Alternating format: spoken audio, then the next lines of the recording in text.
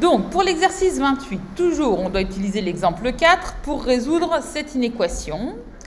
Et donc, on va commencer déjà par trouver les racines de cette expression, c'est-à-dire ici, on commence par remplacer ce symbole par le signe égal pour trouver donc les valeurs de x pour lesquelles cette expression vaut 0. On a un produit de 3 expressions, x exposant 4, multiplié par x au carré moins 25, multiplié par 5 moins x. Donc, si ce produit est égal à 0, règle du produit nul, ça veut dire que l'un des facteurs est nul. Donc, on peut avoir x exposant 4 égale à 0, x au carré moins 25 égale à 0, ou 5 moins x égale à 0. X exposant 4 égale à 0, bah forcément, ça veut dire que x il doit être égal à 0. X au carré moins 25 égale à 0, ça veut dire que x au carré doit être égal à 25, c'est-à-dire x doit être égal à plus ou moins 5. Le plus ou moins 5 en langage mathématique, et pas dans le langage courant qui veut dire environ. Donc le plus ou moins 5, ça veut dire que x il est égal à moins 5 ou x est égal à 5. Et puis 5 moins x égale à 0, ça revient à avoir x égale à 5. Et donc en fait on retrouve une des racines de 5 moins x, on la retrouve là-dedans. Donc dans notre tableau de signes, le 5 il va être utilisé dans au moins 2 lignes du tableau de signes. Ok? Alors, c'est parti, on va voir. Donc ici, dans l'exercice 28, donc je fais ma règle. Donc la petite étoile ici, ça veut dire que je résous d'abord donc cette expression égale à 0, et on obtient bien ce que je vous ai dit, x égale à 0, ou x égale à plus ou moins 5, ou x égale à 5. Je suis allée un petit peu plus vite. Si vous avez besoin de plus détailler, vous détaillez plus, il n'y a pas de problème. Donc, on se retrouve avec x égale à 0 ou x égale à moins 5 ou x égale à 5. Et on fait notre tableau de signes avec la première ligne où il y a du x. Et on range nos racines que j'ai mises en vert dans l'ordre croissant. Ça, c'est super important, bien les mettre dans l'ordre croissant. Et donc, on a bien moins 5, 0, 5, il n'y a pas d'erreur. Et puis maintenant, on va commencer par regarder quel est le signe de x exposant 4. X exposant 4, 4 c'est un nombre qui est pair. Donc en fait, quel que soit le signe de x, x exposant 4 sera toujours positif. Ok? Alors on pourrait se dire, puisqu'il est toujours positif, est-ce qu'on va le mettre? C'est pas mal quand même parce que des fois, on a tendance à oublier le 0. Donc, c'est pour ça que moi, je vous conseille quand même de le mettre. OK? Il y a des élèves qui arrivent à gérer le tableau de signes sans mettre x exposant 4, mais je vous conseille quand même de le mettre, ou en tout cas au début. Et donc, on a bien x exposant 4 qui est égal à 0 quand x est égal à 0. Et puis sinon, x exposant 4, il est tout le temps positif. Maintenant, on fait la même chose pour le signe de x carré moins 25. X carré moins 25, donc dans ma tête, je visualise la parabole d'équation y égale x carré moins 25. Je sais que j'ai une parabole parce que j'ai un polynôme de degré 2 en x.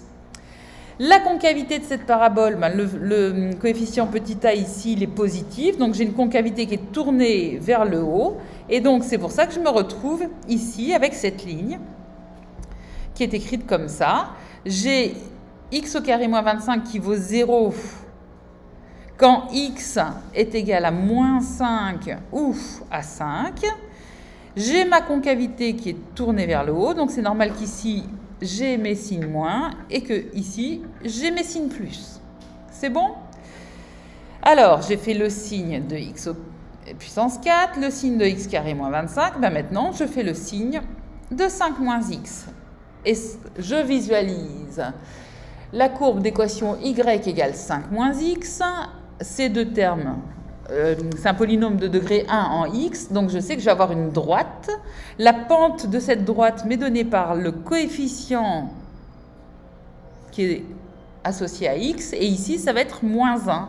Donc, j'ai une droite avec une pente négative, et donc, je me retrouve bien à faire cette ligne-là de cette façon.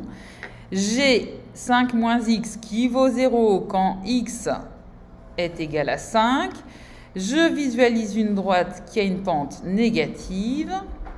Et donc ici, j'ai bien, quand j'ai des points de la droite qui ont une abscisse qui est plus grande que 5, leur ordonnée est sous l'axe des abscisses, donc négative. Et quand j'ai des points de la droite qui ont une abscisse qui est plus petite que 5, mes points de la droite sont au-dessus de l'axe des abscisses, donc leur ordonnée est positive. J'ai fait mon tableau de signes pour mes 3 expressions. Et maintenant, eh bien, j'utilise la règle du signe d'un produit. Un produit va être positif si le nombre de facteurs négatifs est pair, et le produit est négatif quand le nombre de facteurs négatifs est impair.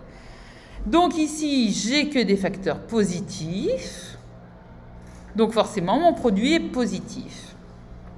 Un des facteurs est nul, mon produit est nul. J'ai 2 facteurs positifs, un facteur négatif, mon produit est négatif.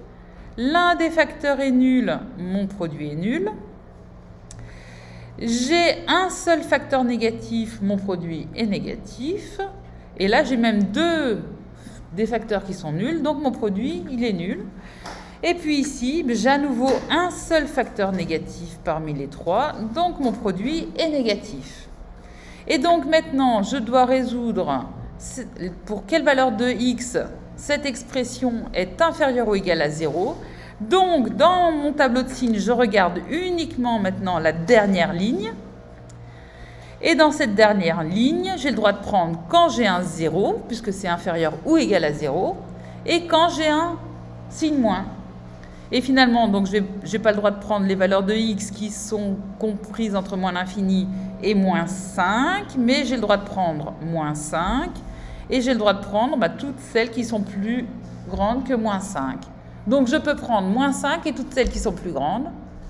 Mon ensemble des solutions, c'est ça. Ça va? Des questions? Non? Ok, donc j'arrête ici.